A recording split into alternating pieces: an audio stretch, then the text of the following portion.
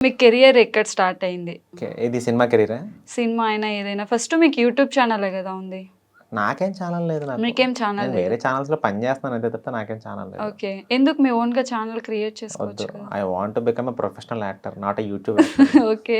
ప్రొఫెషనల్‌గా మంచి ఒక పెద్ద యాక్టర్ అవ్వాలి ఇండియాలో అంతే. అంటే యూట్యూబర్స్ ప్రొఫెషనల్స్ కాదా? అలా కాదు, అంతే స్ట్రక్ అయిపోవడం నాకు ఇష్టం లేదు ఒక చోట అంతే. ఓకే. నేను ఎవరిని క్రిటిసైజ్ చేయట్లేదు.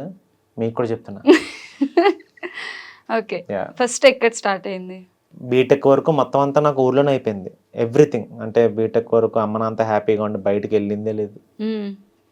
తర్వాత బీటెక్ అయిన తర్వాత హైదరాబాద్ వచ్చా. ఏదో పొడి చేస్తానని చెప్పి మా నాన్న ఐఈఎస్‌లో జాయిన్ చేశాడు. Indian engineering services. అబ్బో! హ్మ్.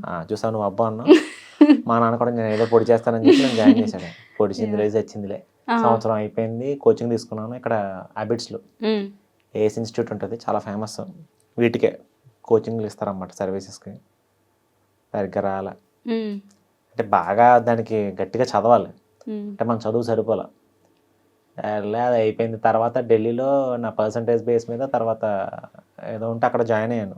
అది CBIP, central board of irrigation and power అని చెప్పి 1 ఇయర్ ట్రైనింగ్ అయింది. థర్మల్ పవర్ ప్లాంట్లో అయిందన్నమాట ట్రైనింగ్. ఒక 2 మంత్స్ ఎక్కడైనా గట్టిగా ట్రై చేసి ఉంటే జాబు ఎక్కడ పోస్టింగ్ పడేది.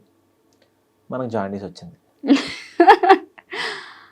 జాండీస్ వచ్చింది. ఇదేంట్రా దరిద్రం అనుకున్నాను నేను.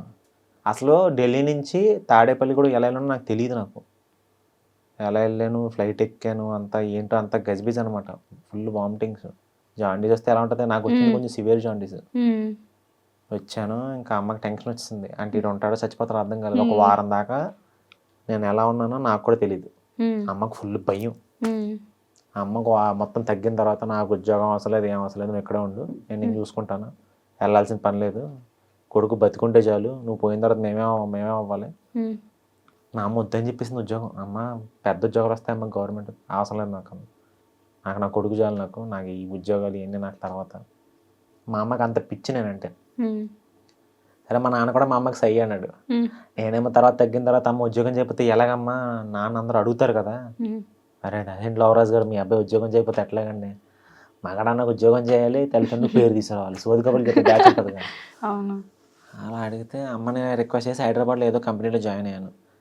ఇక్కడ ఇంకో ట్విస్ట్ ఏంటి, 1 మంత్ అయిన తర్వాత కంపెనీ వాళ్ళు ఐపీపీ బోర్డు తిప్పేశారు. హ్మ్. అవుట్ జంపాళ్ళు. హ్మ్. అసలు హైదరాబాద్లో వాళ్ళు బ్రాంచే పెట్టలేదు. అదొక బోగస్ కంపెనీ. ఓకే. పేరు చెప్పను కానీ that's a very big company. అది ఎంఎన్సీ. హ్మ్. హైదరాబాద్లో బ్రాంచ్ పెట్టారని చెప్పి మమ్మల్ని మోసం చేసి ఒక ఎంప్లాయీస్ అందరి దగ్గర డబ్బులు తీసుకున్నారు వాళ్ళు. Back Dora? బ్యాక్ డోర్ కాదు, హ్మ్. త్రూ అక్కడ మమ్మల్ని ఇంటర్వ్యూకి పిలిచారు. మేము ఇంటర్వ్యూ చేసాం. అంతా చాలా లీగల్గా జరిగింది. హ్మ్. కానీ లీగల్గా మోసం చేశారు వాళ్ళు. అంటే మాకు తెలియకుండా మేము కూడా ఎదవలమే చాలామంది. ఒక గొర్రెలు ఉంటారు, ఒక 600 మంది గొర్రెలు. అమ్మో! అందరం జాయిన్ అయ్యాం పాపం తెలియక. అందరి దగ్గర 75,000 తీసుకున్నారు అందరి దగ్గర. హ్మ్. డిపాజిట్ నాకు అర్థం కాలే. జాబ్లో జాయిన్ అయినప్పుడు డబ్బులు అడగరుగా. అవును, అడగరు. అడిగితే వాళ్ళు అడిగితే మేము గొర్రెలు అందరం చెక్లు ఇచ్చేసి మొత్తం అందరం ఇచ్చేసాం డబ్బులు. హ్మ్. 75,000 నీట్గా 1 మంత్ తర్వాత ఐపీ పెట్టాడు jump company. First month salary రాలా. హ్మ్. వచ్చింది, వస్తే బాగుండు అనుకున్నాం. కనీసం ఆ 75,000 ఒక 30,000 అన్నా కొంచెం కవర్ అయ్యేది. రాలేదు, శాలరీ రాలేదు. ఆడు వెళ్ళిపోయాడు. అబిడ్స్ దగ్గర, ఆ ఆఫీస్ దగ్గర ఫుల్ అందరం గొడవలు, ధర్నాలు ఇవన్నీ చేసాం. పోలీసులు మీరు కొంచెం ఎక్కువ చేస్తే మిమ్మల్ని అందరూ లోపల పెడతామమ్మా అన్నారు. ఆ! దెబ్బకి అందరూ డిస్పర్స్ వెళ్ళిపోయారు. అందరూ ఇళ్ళకి వెళ్ళిపోయాం. ఇంకా కేసు అట్టే పోయింది. ఇదేంట్రా ఎక్కడికి వెళ్తున్నా కూడా ఈ దరిద్రం ఏంటి, మనకి ఉద్యోగం చేసే యోగం లేదు మనకి. నాకు అర్థమైపోయింది ఉద్యోగం ఇంకా చేయలేనేమో అనుకుంటే, హాస్టల్లో ఉన్నప్పుడు మేమందరం కలిసి ఉండేవాళ్ళం. మేమందరం నలుగురం. అభిరామ్ అని ఒక వ్యక్తి. ఆయన ఫోన్ చేశాడు, ఎరా ఇలా షార్ట్ ఫిల్మ్ తీస్తున్నాను, ఇలా ఫ్రంట్ క్యారెక్టర్ ఉంది చేస్తామని అడిగాడు. సరే బేవర్సుకున్నాం, పని పట్టలేదు. సరే ఏదో ఒకటి చేద్దాంలే, కెమెరా ముందు కనపడతాం కదని చెప్పి వెళ్ళా. హ్మ్. ఆ షార్ట్ ఫిల్మ్ పేరు Tarun from Telugu medium. Front character చేశాను నేను. హ్మ్. సరే చేసిన తర్వాత మంచి పేరు వచ్చింది, బాగుంది, అంటే యాక్టింగ్ చేయగలుగుతున్నానని చెప్పి నాకు అనిపించింది. 2014లో జరిగింది ఇది. హ్మ్. తర్వాత మా అన్నయ్య బ్రేకప్ తర్వాత అని చెప్పి ఇంకో షార్ట్ ఫిల్మ్ తీశాడు. అందులో కూడా ఫ్రంట్ క్యారెక్టర్ చేశాను. హ్మ్. సరే అది బాగుంది. మూడో షార్ట్ ఫిల్మ్ రాముడు అని ఒక షార్ట్ ఫిల్మ్ ఉంటుంది. అది అందులో లీడ్గా చేశాను. హ్మ్. లీడ్గా చేసి మన ప్రసాద్ ల్యాబ్స్లో ప్రీమియర్ వేసాం.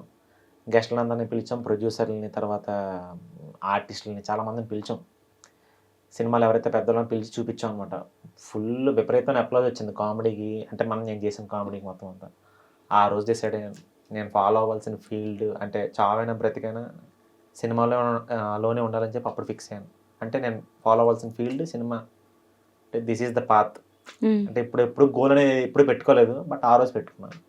వెన్ ఎవర్ ఆ ప్రసాద్ ల్యాబ్స్లో ప్రీమియర్ పడిందో, నా గురించి ఒక మంచి అప్లాజ్ వచ్చిందో, అందరూ బాగుంది నీ దగ్గర విషయం ఉంది అన్నారు. అప్పుడు ఫిక్స్ అయ్యాను. 2014లో జరిగింది ఇదంతా.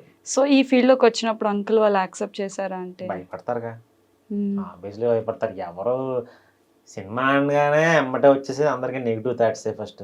వద్దండి బాబు, ఎందుకండి సినిమా, అమ్మాయికైనా అబ్బాయికైనా అవసరమా, ఉద్యోగం చేసుకోండి, చక్కగా పెళ్లి చేస్తాం, ఇదే ఉంటుంది. అంటే రొటీన్ లూప్ ఇదే తిరుగుతుంది అందరి మైండ్లో. Not in the parents mind, others. ఎవరైతే పేరెంట్స్ దగ్గరికి వచ్చి మాట్లాడతారో వాళ్ళకి తిరుగుతుంది. ఎందుకంటే లవరాజ్ గారు మీ అబ్బాయిని అట్లాగా సినిమా ఫీల్డ్లోకి వెళ్ళి పాడు చేశారు, పాపం అవసరమా అండి, పట్టుకొచ్చండి ఎక్కడైనా ఉద్యోగం చేయించండి, లేకపోతే మనకు తెలిసిన వాళ్ళ దగ్గర మంచి ఉద్యోగం ఇప్పిస్తే, ఏదో సోది. పాపం నాన్న అట్లాగా ఒక 3 years వరకు పాపం ఈ మాటలు ఫేస్ చేశాడు పాపం నాన్న అందరి దగ్గర నుంచి. ఏం సమాధానం చెప్తాం? అంటే వచ్చిన వెంటనే మనకు ఇది రాదు, మనకు బ్రేక్ ఛాన్సే లేదు. ఓవర్ నైట్లో బ్రేక్ వచ్చిందంటే ఎప్పుడో తొందరగానే పోద్ది అది. బట్ మనకు అది ఆబ్వియస్లీ రాలేదు నాకు. మెల్లగా మనకంతా స్లో అండ్ స్టడీ అనమాట, టాటాయిస్ మనం. మెల్లగా ఒకటొకటే మెట్టు పెట్టుకుంటూ పైకి వచ్చాను తప్పితే ఎప్పుడు ఓవర్ నైట్లో నేను ఎప్పుడు స్టార్ అయిపోలే.